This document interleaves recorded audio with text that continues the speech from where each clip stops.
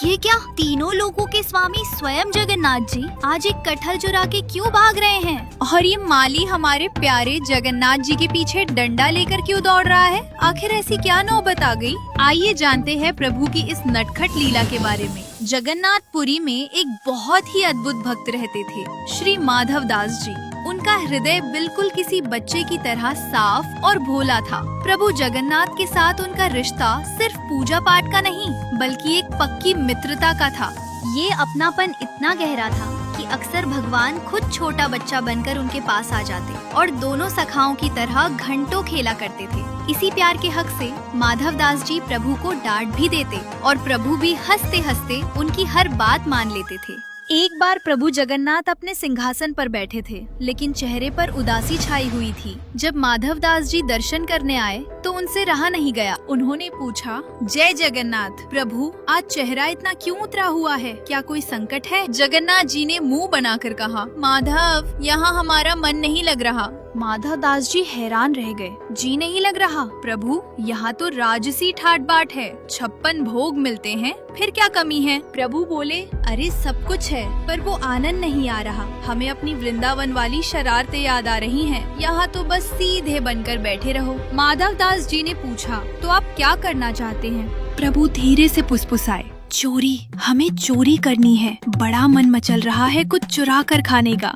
माधव दास जी घबरा गए। अरे धीरे बोलिए, दुनिया आपको जगन्नाथ कहती है, यानी सबका पालनहार, और आप चोरी करने की सोच रहे हैं। इस पर नटखट प्रभु ने बड़ी मासूमियत से जवाब दिया, अरे माधव, नाम भले ही जगन्नाथ हो गया हो, पर अपनी पुरानी आदतें कैसे छोड़ दूं? मेरा स्वभाव तो वही माखन चोर वाला है, बस इसीलिए आज हाथ की सफाई दिखाने का मन है।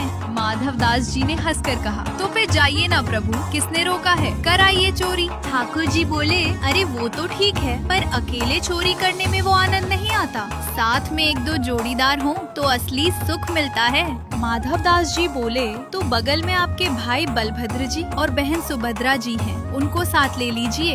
ये सुनते ही नन्हे जगन्नाथ जी ने कान पकड़ लिए। बोले, रहने दो, अगर उन्हें ले जाना है तो फिर हम ऐसे ही ठीक हैं, नहीं करनी चोरी। माधव दास जी ने पूछा, अरे ऐसा क्यों? तब जगन्नाथ जी बोले, अगर उनको लेकर जाऊंगा तो एक तो मैं खुद को संभाल नहीं पाता, उन्हें कैसे संभालूंगा? और बलराम भैया का क्रोध तो तुम जानते ही हो, अगर चोरी में पकड़े गए तो मेरी खैर नहीं। और अगर मैंने दाऊ भैया से कह भी दिया कि चोरी करने चलना है, तो पहले तो वो मुझे ही डांटेंगे कि तुम्हें शर्म नहीं आती, दुनिया पूजा करती है और तुम चोर बनोगे। और अगर मान भी गए तो वो ठहरे मर्यादा वाले देव, वो पूरे शहर में ऐलान कर देंगे कि सुनो सब लोग, मेरा छोटा भाई आ रहा है, उसके लिए चोरी का इंतजाम कर दो।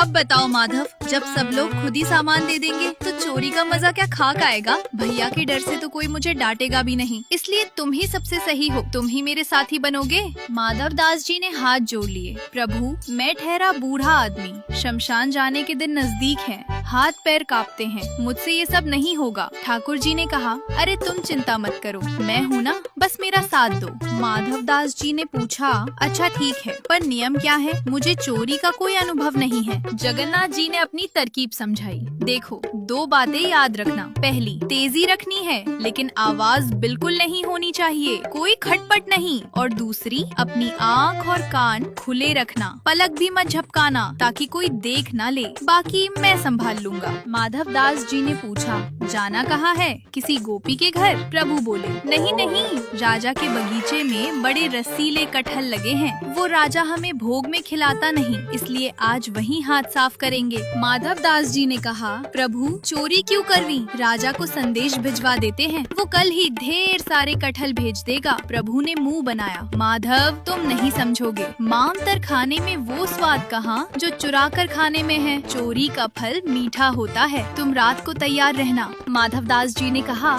ठीक है, मुख्य सिंह द्वार पर मिले। प्रभु बोले, अरे नहीं, वहाँ तो रात भर कीर्तन चलता है, पकड़े जाएंगे, तुम दक्षिण द्वार पर चुपचाप खड़े रहना। रात हुई, दक्षिण द्वार पर माधव दास जी इंतजार कर रहे थे। तभी ठाकुर जी आए, एकदम दबे पांव, काले कपड़े ऐसे ओढ़े थे कि अंधेरे में सिर्फ उनकी दो बड़ी बड़ी आंखें चमक रही थी। माधव दास जी प्रभु के साथ चुपचाप कदम मिलाकर चल पड़े अपने अभियान पर। जैसे ही वे राजा के बगीचे में घुसे, माधव दास जी ने जोर से पूछा, प्रभु कटहल का पेड़ कहाँ है? जगन्नाथ जी ने दांत पीसते हुए कहा, धीरे बोलो, वो ठीक सामने है। पेड़ के पास पहुंचकर जगन्नाथ जी बोले, चलो अब चढ़ाई करनी होगी। माधव दास जी ने फिर अपनी तेज आवाज में पूछा, कौन से पेड़ पर चढ़ूं? तभी बगीचे के माली की नींद खुल गई। वो लाठी लेकर चिल्लाया, कौन है वहाँ? रुको, मैं बताता हूँ किस पर चढ़ना है।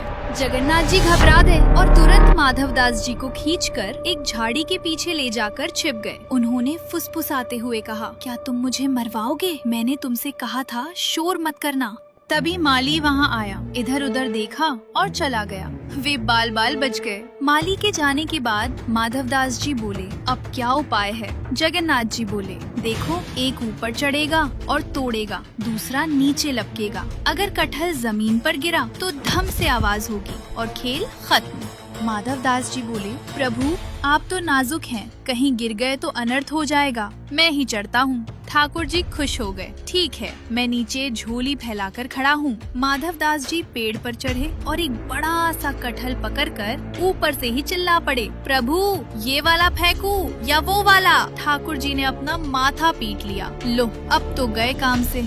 आवाज सुनते ही माली फिर आ गया। अच्छा, तो तुम यहाँ हो? अब माली को अपनी तरफ आता देख हमारे नटखट ठाकुर जी ने आव देखा न ताव वहाँ से रफू चक्कर हो गए। ऊपर से माधव दास जी ने कटहल छोड़ा, नीचे कोई पकड़ने वाला तो था नहीं। जोर से आवाज आई, धम। माधव दास जी बोले, अरे प्रभु पकड़ा नहीं क्या? नीचे से माली कड़क कर बोला, मैं पकड़ूंगा तुझे, नीचे आ जरा। माधव दास जी नीचे उतरे तो देखा भगवान गायब। माली ने उन्हें धर दबोचा, 2-4 डंडे भी रसीद किए और पेड़ से बांध दिया। माधव दास जी बेचारे इधर उधर देख रहे थे कि मेरा साथी कहाँ गया, पर वो तो तब तक मंदिर में जाकर सो चुके थे। सुबह जब राजा बगीचे में आया तो माधव दास जी को पेड़ से बंधा देख उसके होश उड़ गए। वो दौड़कर चरणों में गिर पड़ा। अरे गुरुदेव, ये क्या अनर्थ हो गया? आप और चोरी? माली ने सफाई दी, महाराज ये रात को कटहल चुरा रहे थे। राजा की आंखों में आंसू आ गए। भगवान, आपको इच्छा थी तो हुक्म देते, मैं कटहल भिजवा देता, चोरी करने की क्या जरूरत थी? तब माधव दास जी ने मुस्कुराते हुए कहा, राजन मुझे देखकर लगता है कि मैं कटहल चुराऊंगा। अरे पुरी में सबसे बड़ा चटोरा कौन है? वही तुम्हारा सावरा। उसकी इच्छा थी चोरी करने की, मुझे पेड़ पर चढ़ाया और खुद भाग गया। राजा गदगद हो गया। धन्य है मेरा भाग्य, स्वयं त्रिभुवन के नाथ मेरे बगीचे में चोरी करने आए। राजा ने उसी वक्त अपना पूरा बगीचा भगवान जगन्नाथ के नाम कर दिया।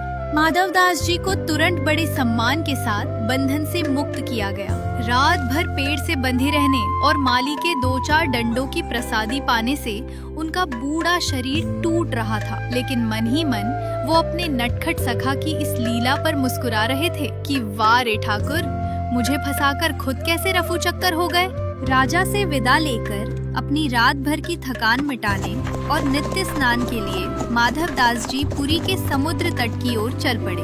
स्नान के बाद समुद्र किनारे जब दोनों मिले तो माधव दास जी ने हंसते हुए पूछा, कहो सरकार, तुम्हारी चोरी करने की इच्छा पूरी हो गई? हाथ तो एक कटहल भी नहीं लगा। जगन्नाथ जी ने मायूस होकर पूछा, अब क्या करे माधव? माधव दास जी ने प्रेम से कहा, अरे चिंता क्यों करते हो, तुम तो भाग गए, लेकिन हमें देखो, पूरी रात बंद कर रहे, मार खाई, पर बदले में वो पूरा बगीचा तुम्हारे नाम करवा के आ रहे हैं। अब जाओ और जी भरकर कटहल खाओ। इस पर ठाकुर जी ने भोला सा मुंह बनाकर कहा, पर माधव, ऐसे मांगकर खाने में वो सुख थोड़ी ना मिलेगा। मेरी चोरी करने की इच्छा तो अधूरी ही रह गई। ये सुनते ही माधव दास जी ने घबराकर हाथ जोड़ लिए। अब क्या, फिर से चोरी? नहीं नहीं प्रभु, मुझे क्षमा करना। अब जब तुम्हारा मन करे तुम खुद देख लेना, बस मुझसे फिर से साथी बनने के लिए मत कहना।